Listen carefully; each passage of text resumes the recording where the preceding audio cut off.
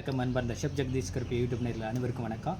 நம்ம இன்றைக்கி JK special பலாக்கொட்டை முந்திரி பரட்டல் எப்படி பண்ணுறதுங்கிற பார்ப்போம். வாங்க.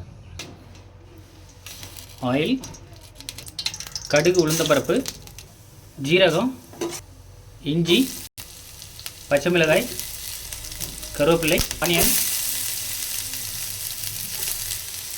வெங்காயம் கொஞ்சம் வதங்கினதுக்கப்புறம் தக்காளி, மஞ்சள் பொடி, இது நல்லா வதங்கினதுக்கப்புறம் வேக வச்ச பலாக்கொட்டையும் முந்திரியும், தேவையான அளவு உப்பு, திருவிட தேங்காய்,